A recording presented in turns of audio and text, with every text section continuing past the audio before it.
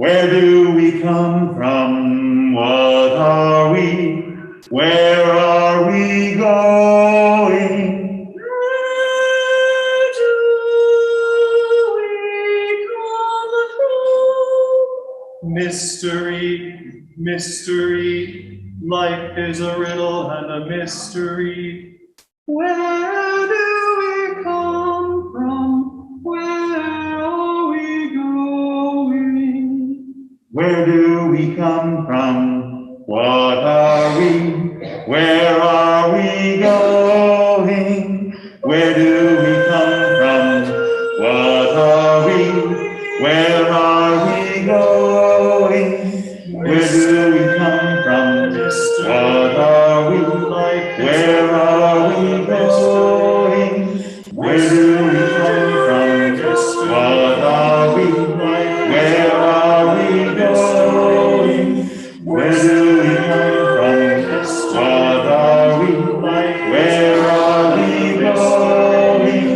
Mystery, mystery, life is a riddle and a mystery. Mystery, mystery, life is a riddle and a mystery. Where do we come from? Where are we going?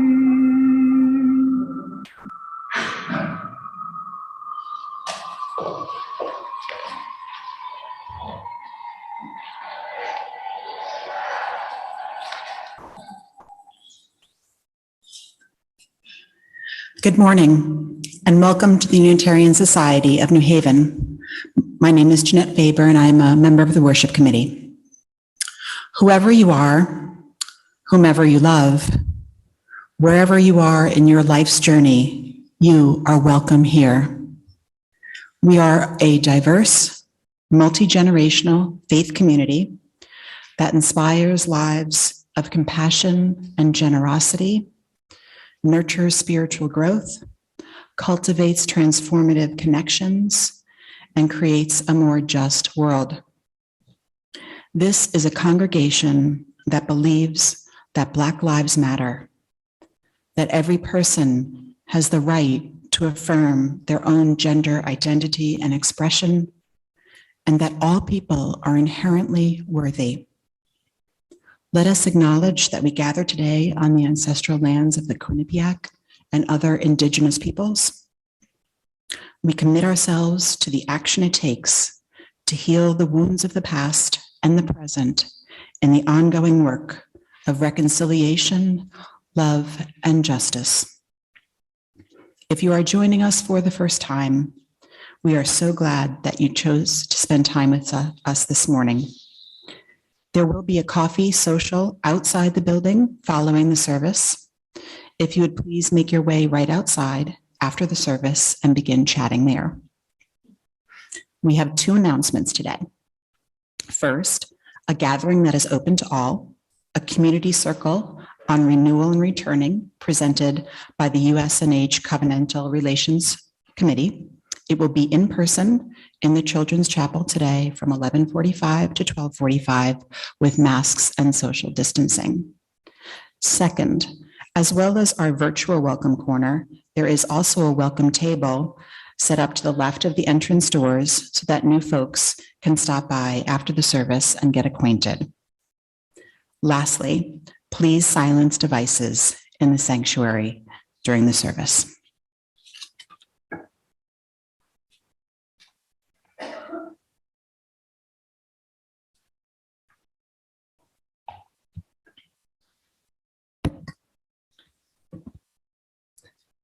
Today's call to worship is called The Heart of Our Faith by Monica Jacobson Tennyson. What is it that calls you here, that calls you onward, that calls you inward, that leads you homeward?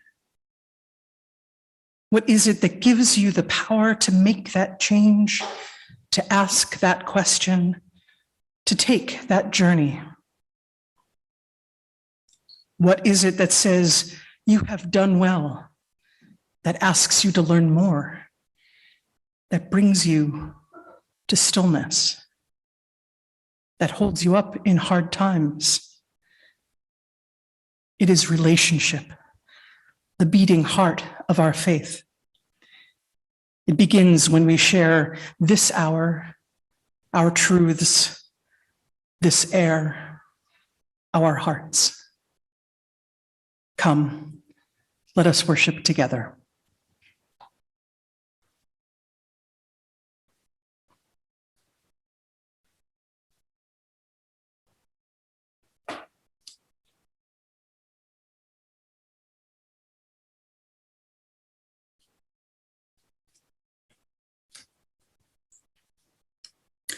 We light this chalice, symbol of our Unitarian Universalist tradition. We light it to remind ourselves that as a beloved faith community, we are called to cultivate relationships. Relationships within these walls, relationships outside of these walls. Relationships grounded in love, openness, compassion, trust, all and more for our common vision of a more just and loving world.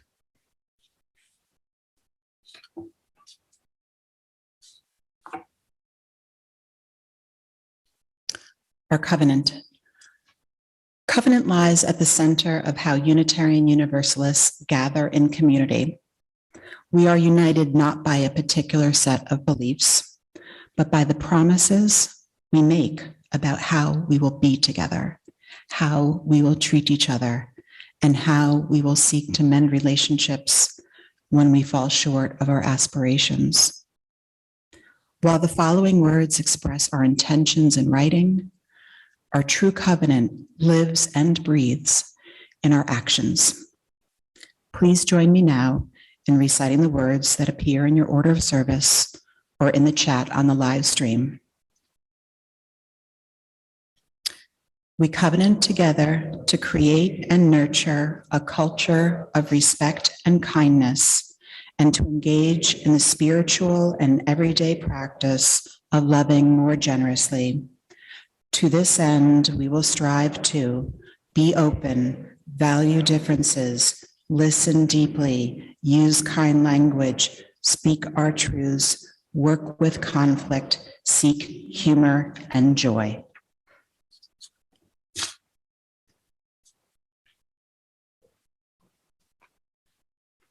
Good morning, everyone. Once again, for the safety of all gathered here, we ask that you refrain from singing along as Erica and I sing the hymn, but we invite you to listen, reflect on the words, and contemplate the music as you wish. Morning has come.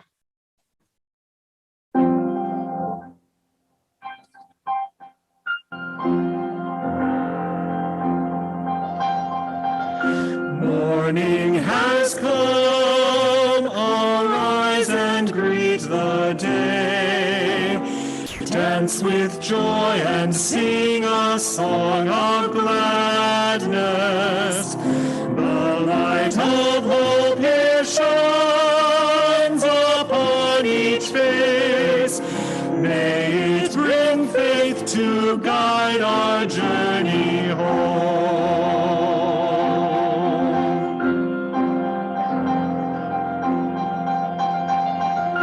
A new day dawns, once more the gift is given.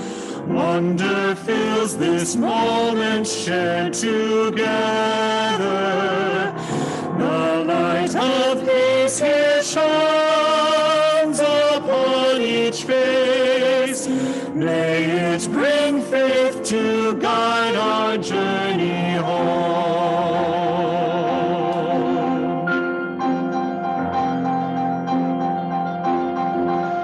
Open our eyes to see that life abounds.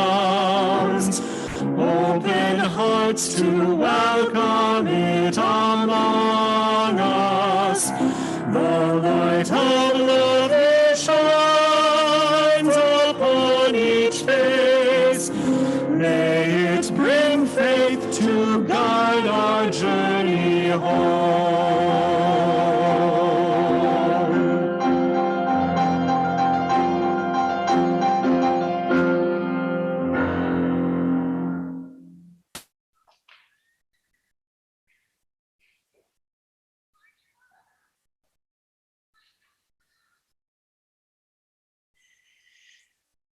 Pauline was well known throughout the assisted living facility as being a grump.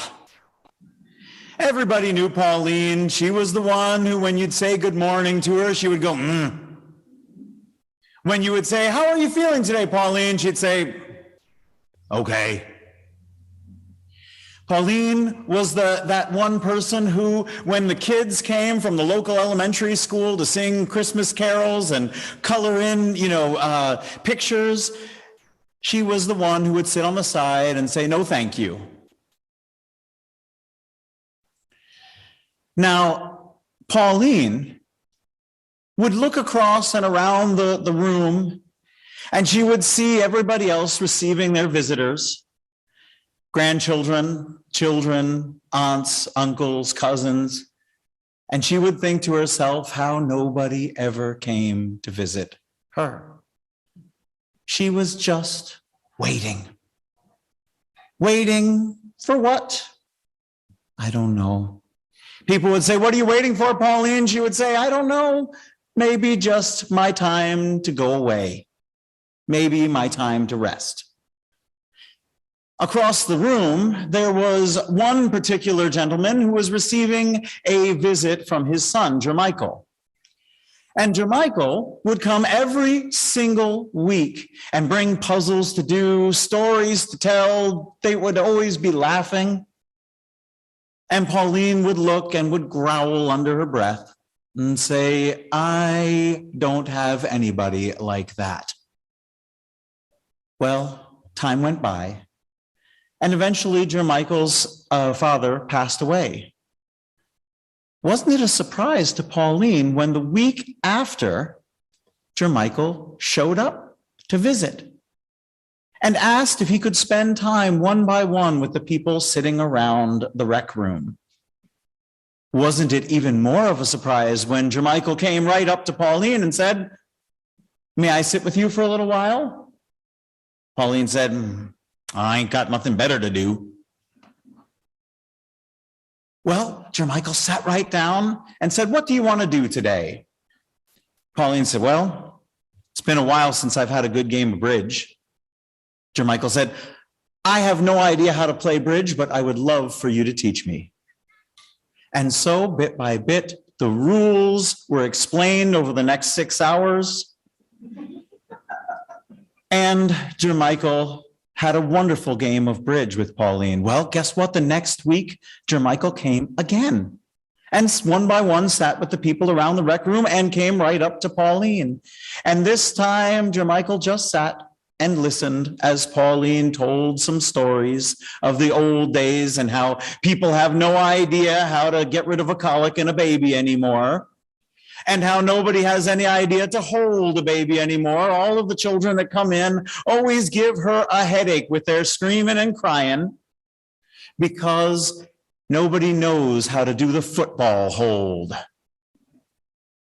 What's the football hold? Said Jermichael. And Pauline explained. Another visit came and went. Another visit came and went. And bit by bit, people began to notice a small change in Pauline. She wasn't always over on the side of the room. She wasn't always growling under her breath. And that year, when the kids came, she actually asked if she could sit down and color with somebody.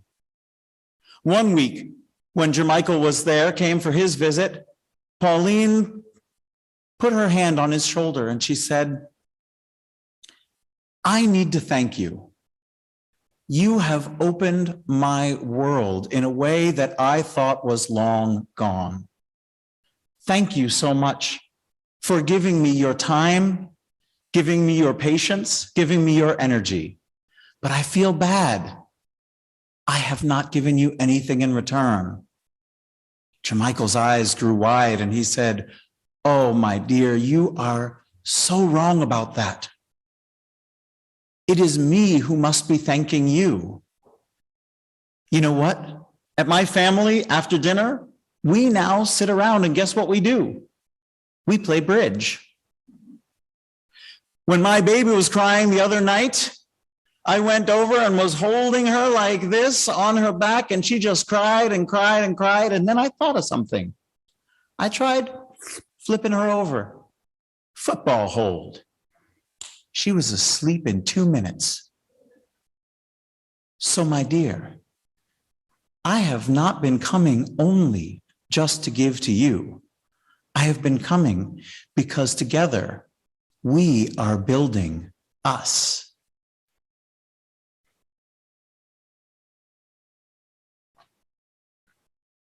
Dramatic exit.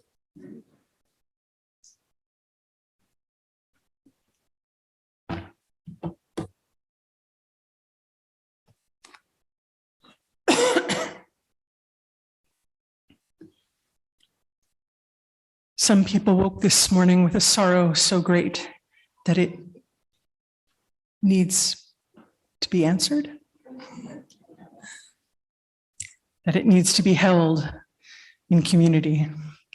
And some people brought a joy so great that it needs to be shared. Today, we share that Patricia Duff had hip surgery on the 27th of September, and she would appreciate words of encouragement via cards, emails, or texts. Christine Smith also shared the sad news that her husband, Ron Grunlow, passed away on September 27th at St. Raphael's Hospital. Please keep their family in your thoughts. And for those joys and sorrows that remain unspoken, but that live in the silent sanctuary of our hearts, we bear witness.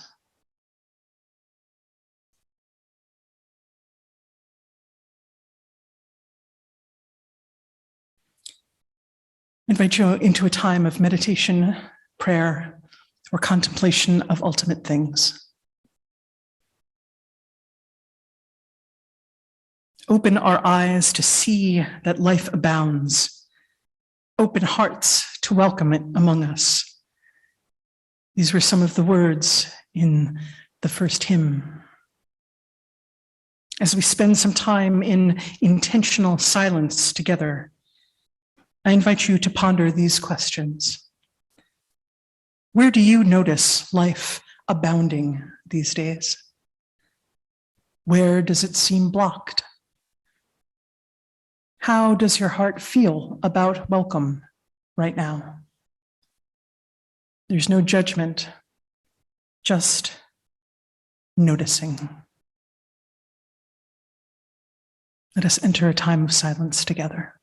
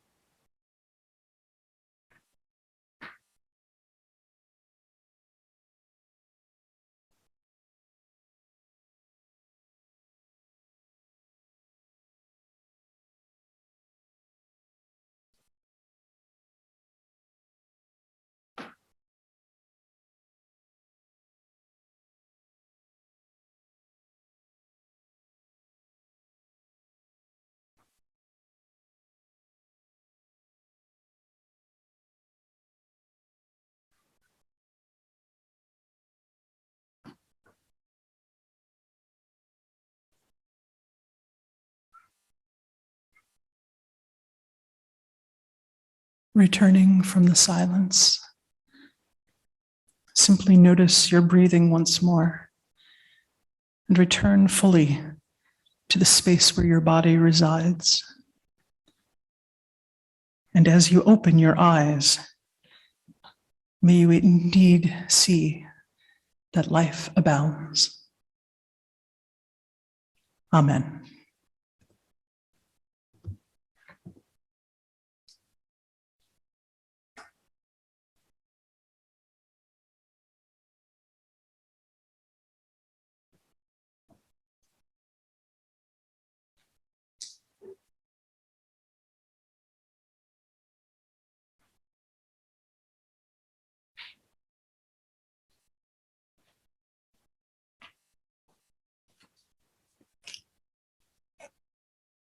This beloved community is sustained by your generosity.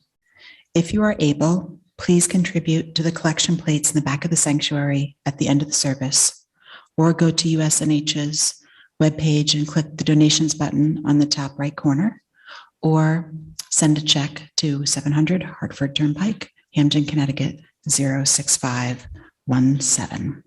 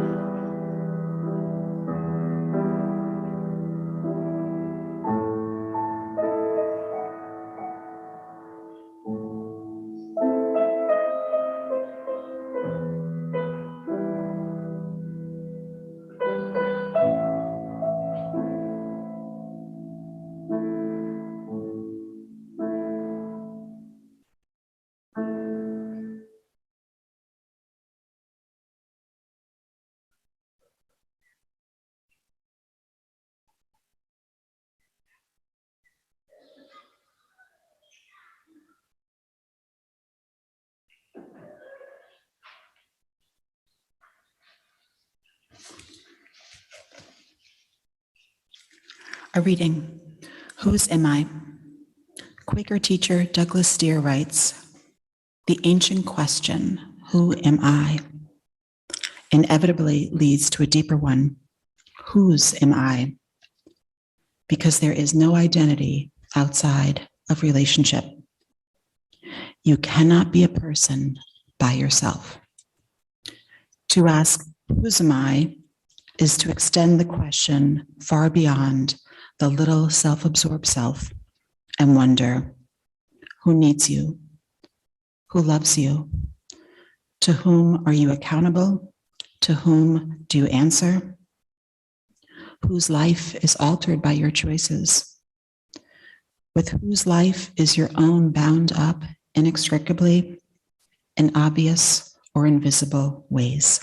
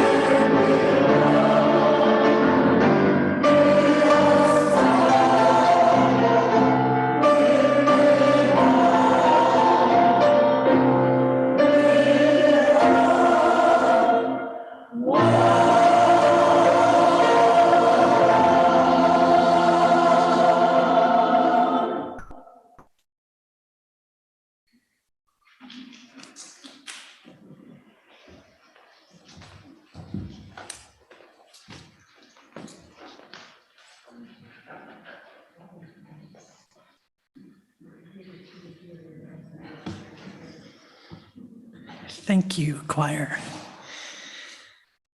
There's something different about the way music resonates in our bodies, in our bones, when it's live.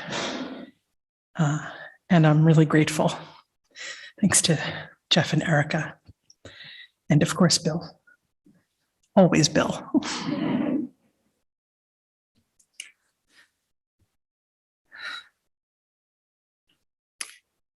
Where do we come from? What are we? Where are we going? These questions, which we heard in the opening music, come from a painting of the same name, which French artist Paul Gauguin considered his masterpiece. The questions look to the past, present, and future. But even though Gauguin uses the plural we, the figures in the painting don't look to each other. The people seem so isolated. They're either by themselves or in small, closed groups. In contrast, we have today's reading. Who needs you? Who loves you? To whom are you accountable? These and the other questions are deeply relational. They cannot be answered in isolation. I titled this service, Whose Are We? Because it's a question I keep coming back to. And I wanted to explore what it means for USNH. I've asked myself, who am I, many times over, and the identities I've grown into as I've unearthed more of myself have been vital to my well-being. Non-binary, person of color, bisexual, purveyor of kindness, Unitarian Universalist minister, parent, partner. This type of self-reflection helps us live the truth of ourselves. That said, whose am I? Has felt far more compelling from the moment I first heard it. For me, that phrase has a kind of shimmer around it that tells me I'm onto something important.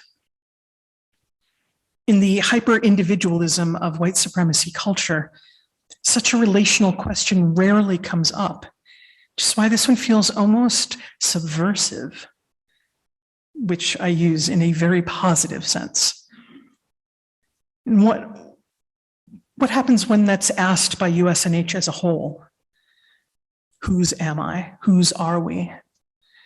I'm reminded of the reading by Margaret Wheatley from Water Communion a few weeks ago, where she said, there is no power for change greater than a community discovering what it cares about. So the question, whose are we, is embedded in our very structure as a congregation. Policy-based governance, which is the system we use to run things, includes a concept known as moral ownership. And according to the USNH Policy Handbook, moral owners are those people on whose behalf the Board of Trustees govern and to whom the trustees are accountable. The term moral owners include all owners in both a legal and a moral sense, all those from whom they, the board, derive their authority and to whom they are ultimately accountable. The Board of Trustees' obligation is to govern on the moral owner's behalf. Later, the handbook also states, under the heading Unconflicting Loyalty, trustees must demonstrate loyalty to the moral ownership of USNH, unconflicted by loyalties to staff, other organizations, or any personal interest as congregants. Now, even if governance isn't your thing, I hope you recognize the critical role that moral owners play here. They endow the Board of Trustees with the authority to govern. The board must communicate regularly with the moral owners who are due demonstrable loyalty. They are the people to whom the board is ultimately accountable. Now, does anyone know who the moral owners of USNH are? They were determined in January 2015. Who do you think the moral owners are?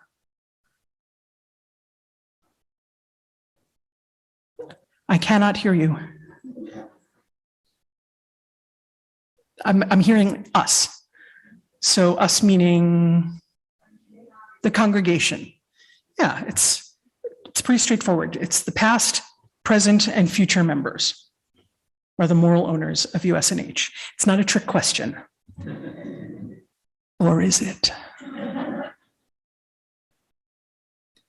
While saying that the members are the moral owners of USNH is an obvious choice, it's not the only one.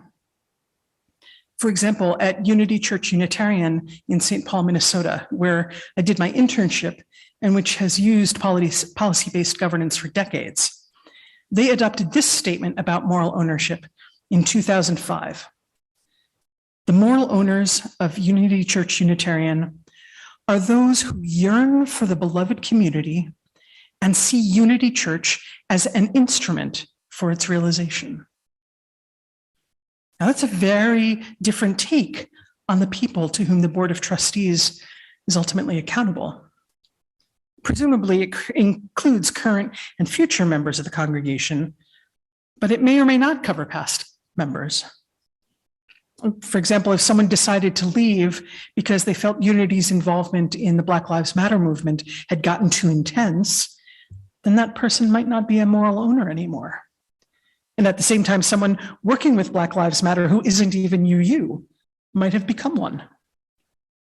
Now, to be clear, I'm not suggesting that we change anything in our policies. There's nothing wrong with members being the moral owners. I do want us to sit with the question, though. During this 70th anniversary year, as all of us spend time thinking about our past, present, and future, I encourage you to think about the people and organizations who share the journey with USNH. What relationships have a hold on us?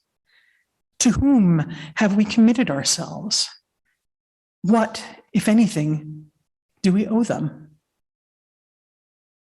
Now, these are the kinds of commitments that are joyful to make. The way many people experience becoming a parent or celebrating a loving relationship, or the way we Unitarian Universalists gather through covenants. I'm not saying these commitments aren't challenging by any means, but they're the right kind of challenging. Before I continue, I just want to acknowledge that, excuse me, that some of the language I'm using today might be a little fraught for some folks. So when I ask, whose am I, or with whose life is your own inextricably bound up, I mean it in the life-giving sense of belonging, a feeling of home, of acceptance, of finding your place in the world. The relationships we're talking about are those of mutuality and not the misuse of one by another. I want to circle back too to some of those other questions from Douglas Steer. Whose life is altered by your choices? The more I think about this one, the deeper it goes. At first, it's, at least for me, it's kind of intimidating to think about the power we have with our choices. For example, this seems like a perhaps trivial example, but it's really not, wasn't for me anyway. For a long time, whenever I walked our dog, I would tie myself up in knots over the ethics of the bags I used to clean up her poop. I wish I were kidding. Because I would think, so much plastic. This is terrible for the environment. But then I'd remind myself that I was using bags that I'd already used for groceries and that paper grocery bags wouldn't work anyway. And plus, leaving the poop around is unhealthy. Is the answer not to have a dog at all? But then what would happen to the dogs that are already alive in the world because we can't just kill them? Really, it's very busy in my head sometimes. The flip side of that kind of overwhelm, though, is that your choices can plant seeds of healing. When I make a choice to hold the door for someone, that person's day gets a bit more pleasant. When I listen to my son with my full presence, he'll feel how much I care about him. When I dedicate myself to a ministry of radical welcome, I let people who have been relegated to the margins know that they are just as worthy of love as anyone else. Whose lives are being altered by the choices we make here at USNH, whether for good or ill, both as individuals and as a collective? Now, some of the answers pop to mind immediately. People caring for each other in times of grief and illness. And I'll talk more about this kind of care next week. We've collected furniture and coats and household supplies and a room full of I don't even know what else in advance of Afghani refugees settling in the area. Our religious education teachers, who we can hear just outside the sanctuary, they are helping our kids grow into their kindness and creativity and critical thinking and spirituality. And the list goes on. And at times, we hurt each other. We make snarky remarks or don't communicate directly. We forget to include someone in the circle. We make assumptions that dismiss someone's experience.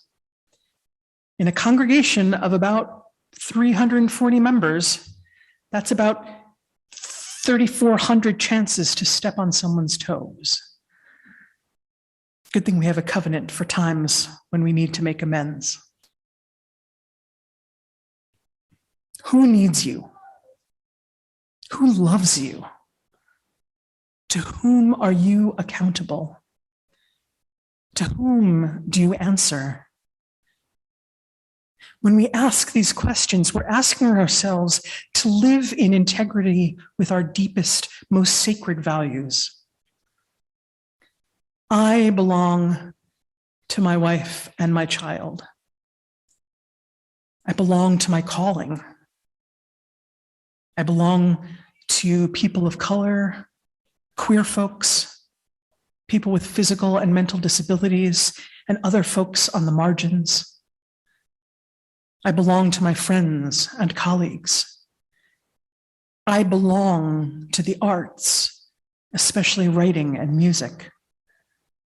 I belong to the earth, especially trees. I belong to myself and my well-being. And I belong to you. I belong to you.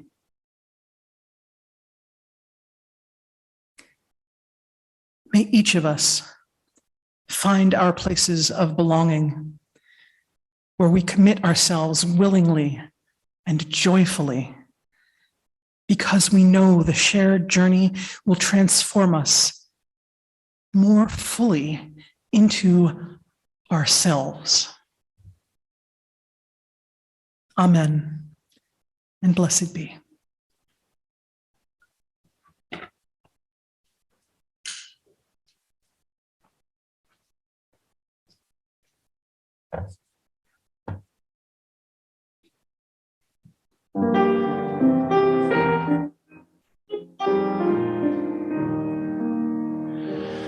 We are not our own, earth forms us, human leaves on nature's growing vine, fruit of many generations, seeds of life divine. We are not alone, earth names us, past and present, peoples near and far, family and friends and strangers neighbors. Show us who we are. Therefore, let us make thanksgiving, and with justice willing and aware, give to earth and all things living liturgies of care.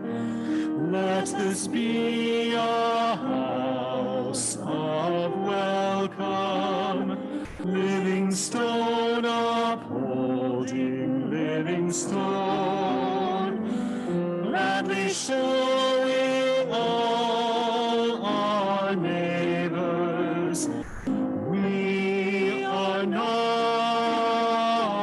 our own.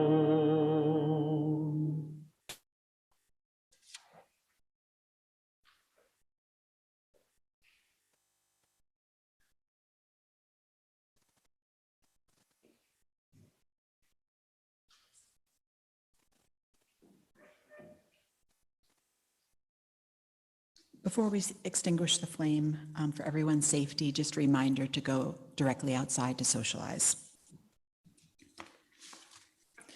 We extinguish this flame, but not the light of truth, the warmth of community, or the fire of commitment. These we carry in our hearts until we are together again.